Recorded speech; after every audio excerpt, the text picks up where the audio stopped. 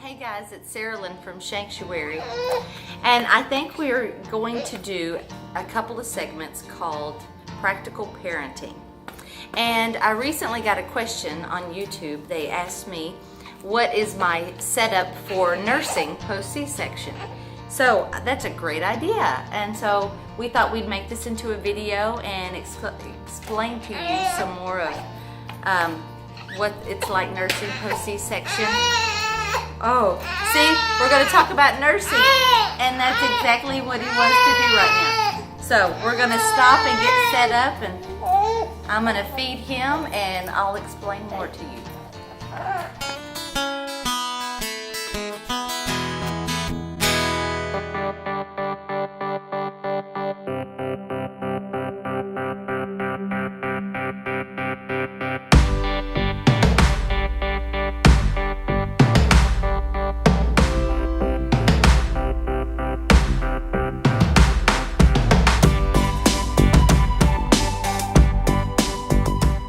So here we are. He's going to be happy now that he's getting to eat. And I think first we'll talk about right after you have a baby, your uterus starts contracting back down to size.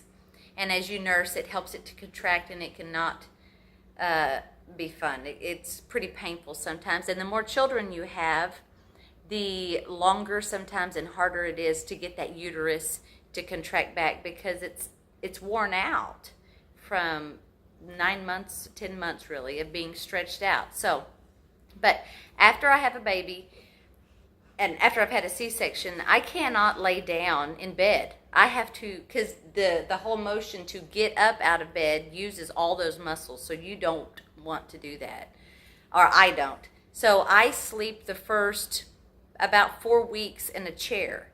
So this isn't the chair I use, but I sleep in a different chair that has a recliner. And this is usually what my setup is for nighttime.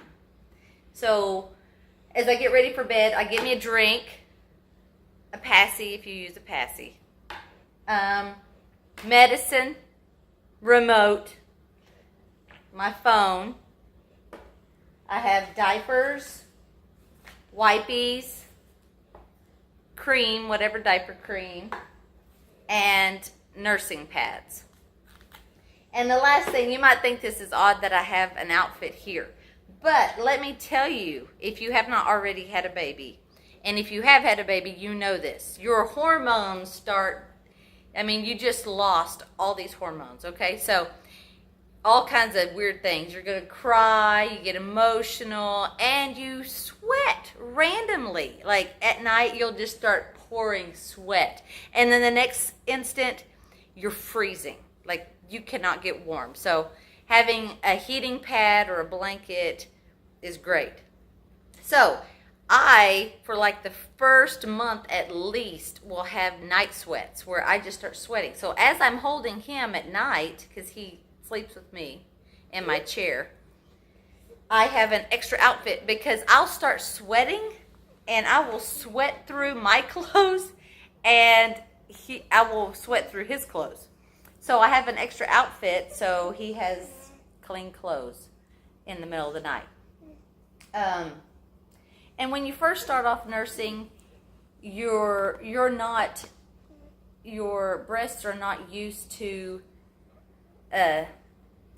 know how much to produce yet. So sometimes you could get really engorged until your body knows how much to produce.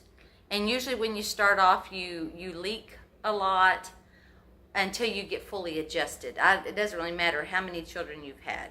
Your body still has to go through the same process of how much milk do I produce. So getting neat little breast pads here, nursing pads. You can get any kind. They're at any store, and they're great as you're adjusting to how much to produce. Having your medicine on hand. You set your phone alarm to tell you when to take your medicine, if you've had a C-section or whatever. And so at night, instead of turning on all the lights to change a diaper, to do whatever I need to do, because it wakes my husband up, I get a remote and I just turn on the TV on mute, and it's a light setting, so it doesn't really wake him up, but it's enough light to change a diaper, to change an outfit, or whatever else I need to do. And also, it kind of, if you don't talk to your baby in the middle of the night, like I don't talk to him during the night because that stimulates him, and I really don't want to stimulate him. I want him to know this is still bedtime, it's still nighttime, so we need to go back to sleep. So this is usually my setup for my nighttime. And then as I can go back to sleep in my bed, I won't have all this because I'll be able to get up in and out of bed. So the next thing I want to talk to you about is if you're not able to produce much milk. I'm not one of those ladies who have ever had to struggle with that, but I know many women who have, and there's a few things that I've learned from them. And the first thing is to get a pump, a breast pump if you have one. I have one, but I didn't bring it here. But it's just an ordinary, it doesn't have to be fancy, just a regular breast pump. And you could do something that's called power pumping. And power pumping there's many different ways you can do it. But you pump, and then you rest for 5 or 10 minutes, and then you pump again, and you rest for 5 or 10 minutes, and you pump again. And you do that for about an hour. Because breast milk is a supply and demand. The more you demand, the more your body knows to produce. So, also another thing is when you wake up in the morning, you usually are full. And either you can pump all that out first, or you can have your baby nurse, and sometimes they don't completely empty a breast. So you can get your pump and then drain whichever one completely. So it's empty. And so your body knows, okay, I need to make that much more. And it will work. Hopefully it will work for you. If other little things that you can add to it is to fenugreek. Fenugreek is great for helping your supply. Also, I drink this. I enjoy it. It kind of has a black licorice taste to it a little bit.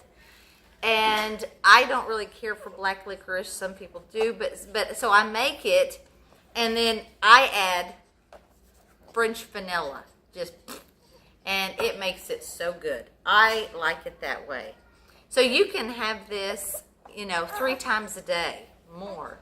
And so I'll take fenugreek and drink this whenever I want it. And it's nice to just sit down and relax, have a cup of tea, because you're thirsty when you nurse, So doesn't he look like a little man in this outfit? We went to church today, and he got all suited up. Big brother dressed him this morning, and he's such a stud. So I hope this helps you ladies. I hope you enjoy this video, and we'll try to put more practical parenting tips out there for you. If you have any other questions or would like to see a video about a certain topic, just write a description in the link in the box below, and we'll try to answer any questions as best as we can. So thank you for watching our channel. I hope all these videos are helpful to you.